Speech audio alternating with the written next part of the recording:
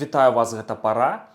Апошняе відэа пра канкурэнтаў Лукашэнкі, то бок экс-прэм'ера Румаса і генерала Карпянкова, выклікала жывы інтарэс да нашага сціплага канала. Зрэшты, як і гіпотэза, што расейцы ў найбліжэйшыя месяцы збіраюцца скінуць Лукашэнку. І ў новым відэа меркаванне датычна перспектываў Беларусі выказваюць дзве адметныя персоны. І першы эксперт гэта доўгажыхар эстонскай палітыкі Арне Віедла. У нас з ім выйшла інтэрв'ю на канале Рацыя. Дык вось Арне Віедла лічыць, што так сапраўды ў найбліжэйшыя месяцы ў Беларусі можа здарыцца турбулентнасць, могуць замяніць Лукашэнку, але на каго? Хто б гэта мог быць? Выборы, да, но что будет с Лукашенко? Здоровья-то хватает пенсионеру? Кажется, что нет. Выглядит он, конечно, плохо. Ну и, конечно же, есть там такое подозрение, что все это, конечно, выборы в Беларуси связаны, конечно, там подготовкой того, чтобы и его попросить, потому что это давно был разговор, что Путин, конечно, хочет его сменить. Желание России ставить своего ставленника в Беларуси, который было бы помоложе и на который можно было надеяться еще на 30 лет. И кто это кандидат? Кто это кандидат? Но здесь, конечно, очень интересная, конечно, ситуация. Вы видели, что премьер-министр Румас гулял по Москве, его принимал Медведев, там Путин, понимаешь, целовались они там постоянно. И тогда уже было много разговоров, что да, Румас нравится Кремлю. И был, конечно, разговор, что вот и есть этот человек, который должен заменить Лукашенко. Конечно, реакция Лукашенко была, конечно, мгновенная, он сразу выгнал этого Румаса. Но это не изменило ситуацию. Дело в том, что, конечно, выбирать кандидата, ставленника страны-сателлита, это сложная задача. Ты должен нравиться этим лидерам, это крупной державы, которые там попытаются это ставленника назначить. Но и, конечно же, ты должен быть молодым и перспективным.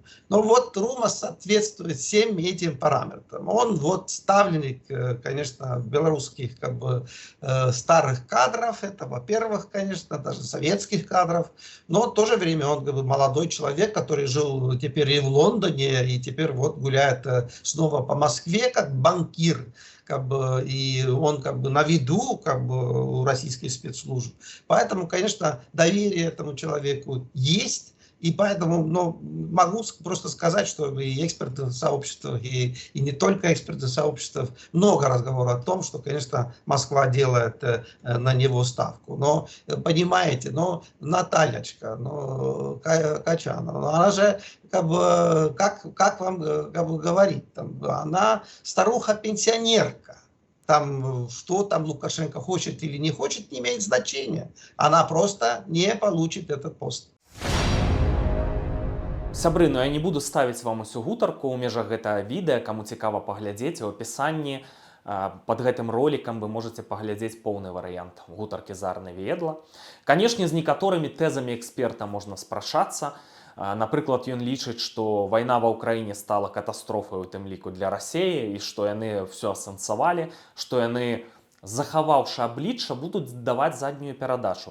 Што, напрыклад, яны не будуць сканчваць працэс анексіі Беларусі, тым больш не будуць нападаць на Прыбалтыку. Я б, канешне, сыходзіў з самых негатыўных сцэнароў, што ўсё-такі Пуцін мае намеры зламаць Украіну канчаткова, сцерці з аблічча зямлі, што яны як мінімум завершаць анексію Беларусі. Падобныя паводзіны Пуціна могуць вельмі не задавальняць ЗША і Кітай, калі сапраўды ў Кітаі эканамічныя праблемы і яны не гатовыя змагацца мілітарным чынам за дамінацыю ў свеце, то Пуцін стварае нестабільнасць у цэлым для кітайскай эканомікі.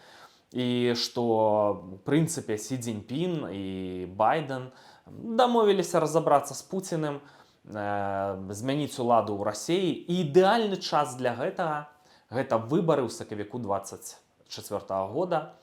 Адпаведна, калі сапраўды нешта такое кітайцы з амерыканцамі правернуць, то это аўтаматычныя перамены ў Беларусі. Другі эксперт гэта міністр абароны Ціханаўскай Валер Сахашчык, экс-вайсковец, які нібыта мае інсайды з Беларусі, мае кантакты з сілавікамі рэжыма. Вось што ён думае, ці пагражае нешта Лукашэнку цягам найбліжэйшых месяцаў, ці будзе яго нехта мяняць. Мне кажется, в России нет никаких оснований делать это. По-моему, Лукашенко вполне неплохо справляется с обязанностями руководства оккупационной администрации. Ну, зачем менять, тем более любая смена в этой ситуации вызовет какую-то турбулентность и неизвестно, чем закончится. Я, допустим, не верю, что Карпенков сможет удержать страну. Вот вообще не верю. Мне кажется, человек, кроме как крушить витрины, ни на что больше не способен. Ну, если говорить о Румасе, понятно, что его ставить на одну планку с Карпенковым нельзя. Очень разумный человек с огромным опытом, но в тяжелой и критической ситуации он, ну, по моей оценке, струсил, смолодушничал. Он мог бы много сделать для будущей страны и не сделал этого. Поэтому я тоже не верю, что он справится с Беларусью в такой тяжелый период. Мне кажется, у Москвы нет никаких оснований производить какие-то замены. Ну, то есть вы лічыце, што ніякіх сюрпрызаў в 2024 годзе у адзіны дзень галасавання нам не чакаць? Я думаю, что нет. Разница огромная между 24 годом и 20-м. В 20-м открыли такую маленькую форточку народу и создали какую-то видимость демократии. Вот там участвуйте. Сейчас ничего подобного нет. Сейчас укатали все в асфальт, всех запугали, инакомыслия ноль. И я не ожидаю абсолютно никаких сюрпризов. Это будут выборы, подобные тому, как происходит в Северной Корее. А что еще может быть? Пагадзіцеся, што логіка ў такім меркаванні, канешне, ёсць. Меркаванне досыць прадказальнае. Але гісторыя тым і цікавая, што часта ў ёй здараюцца нечаканасці. Хто мог падумаць, што падобнае ў Беларусі адбудзецца ў 2020 годзе? Хто мог падумаць, што будзе напад на Украіну? Я думаю, што тэндэнцыі захаваюцца і новыя нечаканасці будуць здарацца.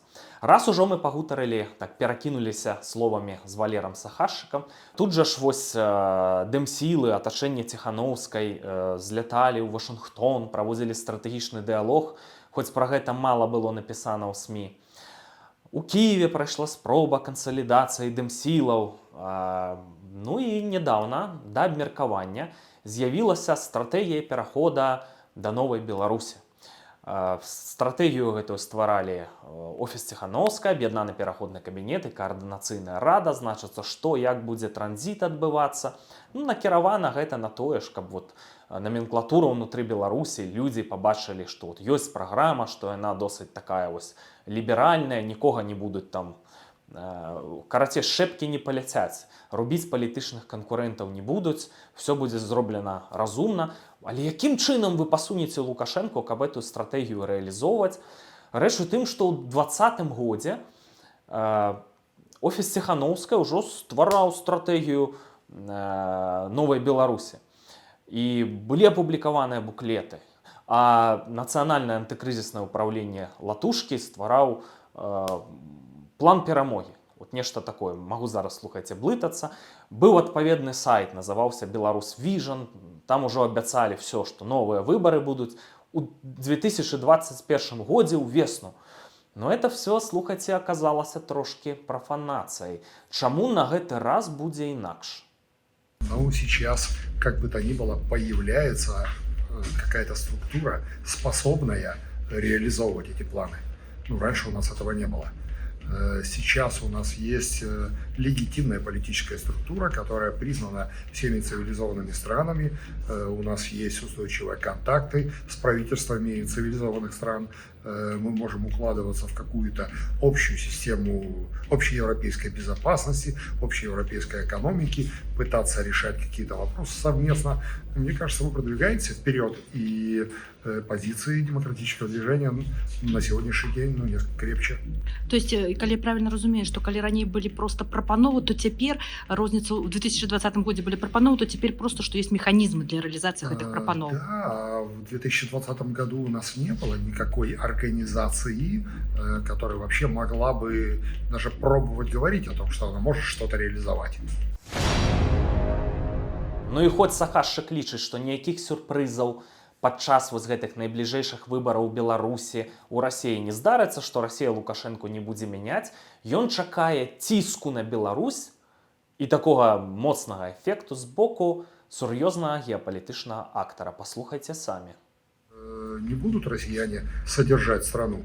Им нужно, чтобы был какой-то режим хоть немножко адекватный, который хоть что-то поднимает и в экономике, например, и способен решать какие-то внешнеполитические задачи, хоть чуть-чуть, например, обеспечивать транзит, чтобы не ругаться с Китаем.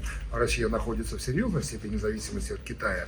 И если Китай уже открыто выражает недовольство действиями Лукашенко и России, то понятно, что не реагировать на это, не учитывать это невозможно. И они вынуждены будут сейчас замеряться с поляками, отпускать по Чебута, как-то, наверное, замедлять каток репрессий. У них нет другого выхода. Ну і тут я хацеў бы пракаментаваць, гэта важна. Сапраўды знешнія актары маюць уплыў на Беларусь. І вось што тычыцца Китая, тут ёсць два падыходы. Першы падыход, што Кітай гэта лакаматыў ідэалогіі кантролю. У краінах краінамі кіруюць дыктатары кшталту Лукашэнкі, там кшталту Сі Цзіньпіна, так вот з левай разьбой. Ну а людзі рабы, так. І Кітай зараз пабачыў, у прынцыпе, беззубасць захаду, што яны ўкраіну нават не змаглі належнай зброі забяспечыць, што ў іх там з вайсковай прамысловасцю праблемы. Ну і што захад можна браць цёпленькім у барацьбе за дамінацыю. А Сі Цзіньпінь – это чырвоны прынц, это чалавек, які думае менавіта такімі меркамі. І ў такім кантэксце, канешне, Лукашенко нават выгадны Китаю, так, выгадны саюзнік. І Пуцін выгадны саюзнік, і негатыўна ўплываць на гэтыя рэжымы, там, скідваць іх.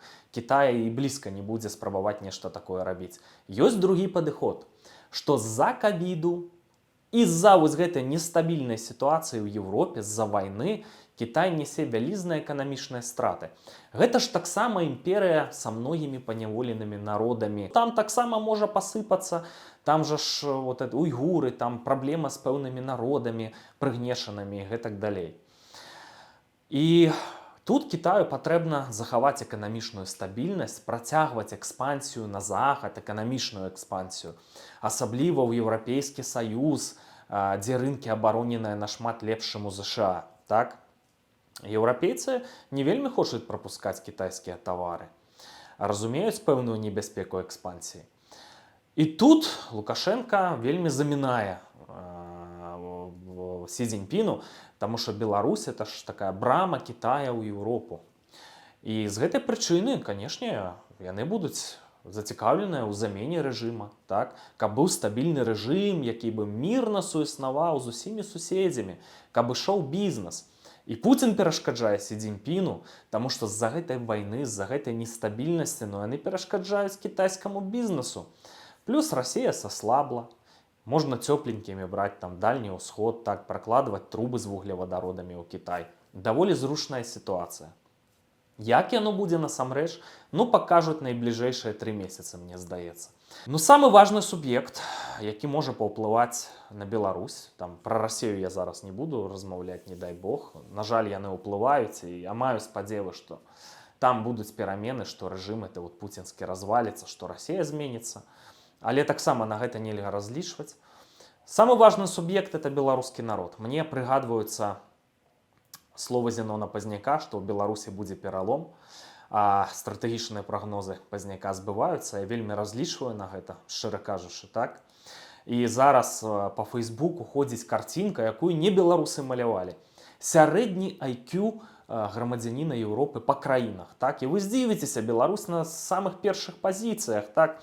І я веру так, што беларускі народ – это разумны народ, што беларусы разумныя людзі, што это вот партызан, які зараз вот сядзіць у акопе з выбухоўкай і чакае, каб у правільны момант адправіць правільны цягнік пад правільны адхон, так яно і будзе. Жыве Беларусь!